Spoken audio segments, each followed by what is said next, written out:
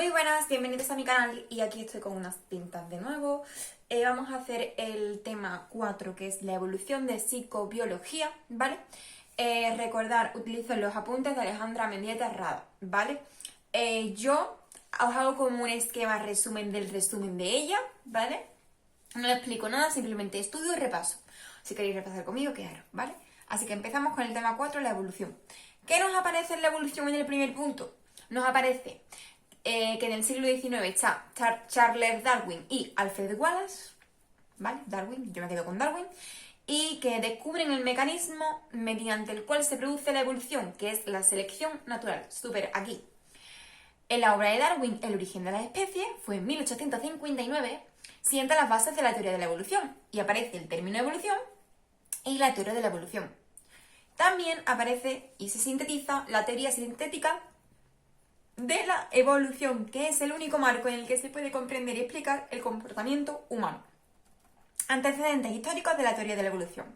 Y aquí hablamos de que hasta el siglo XIX el origen de las especies era explicado por el transformismo radical o el creacionismo, ¿vale? ¿Y qué más tenemos que decir de aquí? Pues al final, que en 1809 Lamarck presenta su obra Philosophie zoologique y que está fundamentada en dos principios básicos: la función crea el órgano, que es la ley del uso y desuso, y la herencia de los caracteres adquiridos, ¿vale? Sostiene que el medio ambiente impone a los seres vivos continuos desafíos, que propone la consecuencia en los órganos de un animal de sus hábitos, y esto a su vez resultado de la adaptación al ambiente, por ejemplo el cuello de la jirafa, y transmite su descendencia, es decir, herencia de los caracteres adquiridos. Luego, importante, la evolución es determinista, ¿vale? Tenemos que saberlo, y que la obra de Lamarck tiene el mérito de plantear un transformismo materialista. Teoría de evolución por selección natural. ¿Y de aquí qué tenemos que decir? Pues al final, que la genialidad de Darwin consistió en descubrir un principio universal. Y quiso explicar todo de una forma más sencilla y coherente, pues el origen de la compleja realidad de los seres vivos. Y se hizo un estudio, un análisis, ¿vale? Donde su estancia fue en las Islas Galápagos, que es donde Darwin dejó huella, y descubrió que las especies guardaban una acusada relación en los continentes americanos, a pesar de la distancia que les separa, y que éstas presentaban notables variaciones morfológicas y conductuales con respecto a las del continente, en caso de los pinzones o en las tortugas gigantes. Son dos casos diferentes. Os lo leéis. También las tortugas y los pinzones, ¿qué pasó? Por la existencia de variaciones intraespecíficas y el aislamiento geográfico. ¿Ok? Importante para Darwin, ¿vale? El organismo no cambia para adaptarse a las nuevas condiciones, sino que ya existen cambios precedentes, que es la variabilidad natural, que resultan ser más adecuadas en un nuevo ambiente. Y esto permite una utilización más eficaz de los recursos, lo que conlleva mayores probabilidades de supervivencia y un mayor número de descendientes en la siguiente generación, posibilitando la diferenciación dentro de la especie que conducirá a la aparición de una nueva. Las especies recién formadas son variedades muy marcadas y persistentes, que en un principio solo son variedades más o menos acusadas de una misma especie. Importante, establece una relación de parentesco, y hay dos elementos esenciales en la teoría de la evolución de Darwin, que es la variabilidad y la herencia de la variabilidad. ¿Otras aportaciones? Pues los principios de geología de Charles Lyell. La mejor forma de explicar el pasado de la Tierra es recurriendo a los procesos naturales que observamos en la actualidad, esto dice, los cuales conducen en términos generales mediante cambios lentos y graduales durante largos periodos de tiempo a alteraciones espectaculares de aspecto de la Tierra. El principio de la población de Thomas Malthus dice que la tendencia de las poblaciones a crecer desmesuradamente si las condiciones así lo permiten, es decir, siempre que los recursos sean ilimitados y la integridad de los individuos que la componen no sea puesta en peligro por cualquier causa. Genial. ¿Qué nos podemos leer también? Pues las explicaciones que aportó el origen de las especies. Poco más. Teoría sintética de la evolución. Aquí, las leyes de Mendel, se produce un gran desarrollo en la genética, y desde el punto de vista de la genética, pues hay pequeños cambios producidos por la mutación en el material hereditario. Hay cambios en la aparición de nuevos alelos. Y esta actuación de la selección natural conduce a que, a que los nuevos alelos tengan mayor representación que otros en la siguiente generación. El descubrimiento de la naturaleza, de los genes, del código genético, de la expresión genética y entre otras aportaciones de la genética molecular nos han permitido muchísimas cosas. Y aparece la obra de Ernst Mayr, Sintética y el origen de las especies. Luego tenemos la obra de George G. Simpson, Tempo and Mode Involutions, ¿vale? Que es la nueva concepción de la paleontología, perdón. Y la teoría sintética de la evolución o teoría neodarwinista. ¿Mecanismos de la evolución? Pues Darwin descubrió la variabilidad, la herencia, la selección natural, etc. Genética de las poblaciones.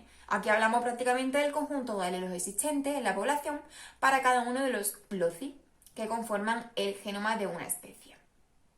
Como consecuencia, unos alelos tendrán mayor representación que otros en la siguiente generación, y es una de las causas de la aparición de nuevas especies.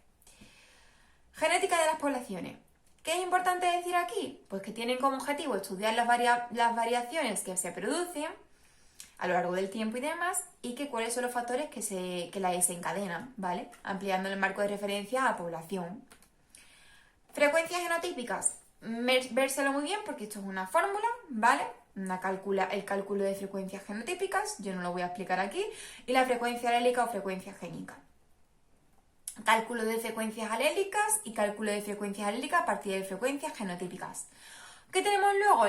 La ley del equilibrio de Hardy-Weinberg, ¿vale? Esta persona, que era Hardy, vamos a llamarlo Harold Hardy, era profesor en matemáticas en Cambridge y físico alemán y el físico alemán Wilhelm Weinberg. ¿Qué pasó? Pues que demostraron que las frecuencias génicas y genotípicas de una población se mantendrán constantes generación tras generación, y cuando se cumplan las siguientes condiciones: que sea lo bastante grande, que haya apareamientos al azar, que no se produzcan movimientos de inmigración ni de emigración de individuos, que no hay capacidad reproductora y que no hay mutación, ¿vale? Tenemos aquí varios ejemplos de dos tipos de gametos, etcétera, etcétera, con la formulita. La variabilidad genética, ¿qué os puedo decir aquí? Que la variabilidad es uno de los pilares en los que se asienta la evolución de las especies, ya que sobre ella actúa la selección natural y sin ella no existe evolución. ¿Qué es la recombinación génica? Pues es una muy fuerte e importante variabilidad, pues porque su resultado es la aparición de nuevos individuos con una combinación única de alelos que aporta la diversidad. ¿Qué es la mutación? Pues es causante de la formación de nuevos alelos, es un factor que altera las frecuencias alélicas y genotípicas. Es un proceso de cambio lento, cuyo tiempo de generación es muy largo, ¿vale? La variabilidad, y aquí tenemos varias características, es alta en especies estudiadas, etcétera, ¿vale? Luego, ¿qué nos aparecen? Pues determinados alelos coexistentes en la población, como el poliformismo y el poliformismo de nucleótido simple. Os lo leéis. La existencia de tal cantidad de poliformismo de nucleótido simple se ha interpretado de dos formas: seleccionistas y neutralistas. Los seleccionistas es que buscan al final la causa del mantenimiento de la variabilidad y que ofrece alguna ventaja reproductiva. Y las neutralistas, de Moto Kimura, que al final es neutra, el origen de la variedad está en el azar y la causa de su persistencia o desaparición está también en el azar. Este fenómeno se conoce como sesgo de Codón y parece ser la consecuencia de la selección natural. Carácter preadaptativo de la mutación. ¿Qué tenemos que decir de aquí? Pues desde la perspectiva lamarckiana, la mutación ocurre después de la exposición a una nueva situación ambiental y tiene por tanto un carácter posadaptativo. ¿Qué tenemos que decir de que la mutación no tiene ninguna finalidad. Pues que al final el carácter beneficioso o perjudicial de la misma es ajeno al origen de la propia mutación. Migración y deriva genética. Desde el punto de vista genético, la migración consiste en un flujo de genes hacia dentro o hacia fuera de la población. Si las frecuencias alélicas de dos poblaciones son distintas, pues experimenta un cambio en sus frecuencias génicas. El proceso de deriva génica se da por razones aleatorias. Es lo que Einstein-Mayr denominó efecto fundador, que ocurre cuando se establece una población con muy pocos individuos. Ok, selección natural. ¿Qué debemos decir de aquí? Importante. El número de descendientes que aporta el mayor porcentaje de la población en la siguiente generación se conoce como eficacia biológica, fitness. El coeficiente de selección, tenemos su fórmula. Es el efecto que realiza la selección natural sobre la eficacia biológica de un determinado genotipo.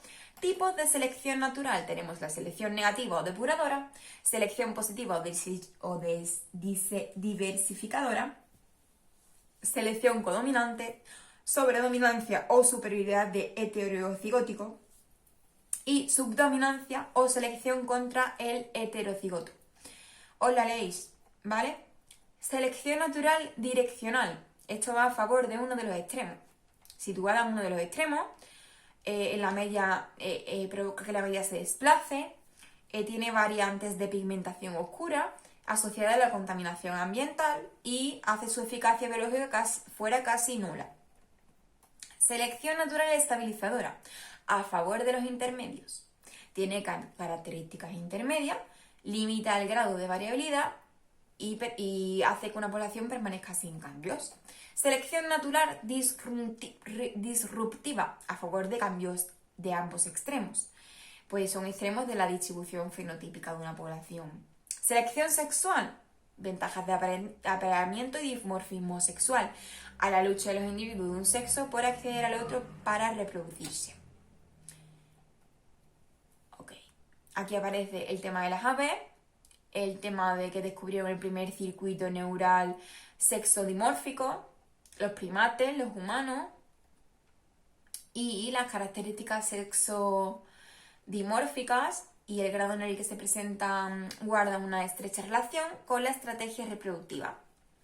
Poliformismo equilibrado, bien, y superioridad del heterocigoto, que esto es a favor de los heterocigotos. Aquí dice que la selección natural actúa contra ambos homocigotos, por lo que un ejemplo de ello es la anemia falciforme y que está causada por una alteración en la molécula de la hemoglobina. Las personas que son homocigotas tienen más madurez sexual, no alcanzan la madurez sexual, y las personas heterocigotas pues padecen una anemia suave y simplemente eso. Selección natural dependiente de frecuencia. Importante, pues la frecuencia que tenga un determinado fenotipo en una población puede incidir sobre su eficacia biológica. Especiación, ¿qué es esto? Pues se causa la microevolución y la macroevolución. Os leéis que es cada una y que la teoría estética de la evolución aportó el conocimiento, el concepto biológico de especie, en este caso comunidad de organismos reproductivamente aislada, cuyos miembros pueden cruzarse entre sí y obtener una descendencia fértil. Los tipos de especiación tenemos anagénesis o evolución filética, cladogénesis, que es una selección disruptiva, y luego nos vamos a la especiación alopátrica o geográfica, ¿vale? Donde la mayoría de los casos, la separación física de las mismas, se establecen barreras geográficas. Por ejemplo, el aislamiento de Australia, y pueden llevarse a cabo muchos cruces entre los miembros de las poblaciones. Y se denominan estos cruces híbridos. Importante. ¿Qué pueden provocar? Pues invariabilidad del cigoto híbrido, esterilidad del híbrido o reducción de la variabilidad del híbrido. Estos mecanismos postcigóticos cumplen su misión, pero suponen un importante derroche de recursos. Todo esto supone la reducción de eficacia biológica. El precigótico que impide los cruces entre especies distintas. Estos mecanismos pueden ser aislamiento etológico, aislamiento estacional, aislamiento mecánico, aislamiento ecológico y aislamiento gamético. Especiación simpátrica. Quiere decir que ocurre sin separación física, ¿vale? Y que se forma una de ellas a través de cambios en la dotación cromosómica. Y tenemos la poliploidía y la autofecundación, ¿vale? Que así se produce la divergencia genética a través de una variación en el número de cromosomas. El hecho de la evolución, os lo leéis. Variación de la cantidad de ADN, pues puede originarse en el proceso de poliploidía, la duplicación de todo el genoma. Y tenemos los genes homólogos y los genes parálogos. Os lo leéis. ¿Vale? Tipos de evolución: homologías, analogías, evolución convergente o evolución paralela, coevolución, y nos vamos al ritmo evolutivo. Ritmo evolutivo. ¿Qué tenemos? Pues como consecuencia la ocupación de nichos ecológicos vacíos. A este proceso se le conoce como radiación adaptativa. Los paleontólogos toman como referencia los estratos. Sin embargo, para los genetistas, en este tiempo, para poner de manifiesto cambios graduales que pueden ocurrir a partir de 200 generaciones. Los cambios graduales no aparecen en los estratos. Formulaban la hipótesis del equilibrio puntuado, sin apenas modificaciones durante millones de años. Y aparece el periodo de cambio o el periodo de éxtasis. Extinción, pues son distintas soluciones a retos ambientales pasados y presentes. Y aquí aparece las genomas, la diversidad, la uniformidad. ¿Vale? Y hasta aquí realmente os puedo decir de este tema. Importante que somos una especie más a la que la selección natural pondrá en el sitio que le corresponda, simplemente. Así que nos despedimos del tema 4. Muchos besos, nos vemos en el siguiente.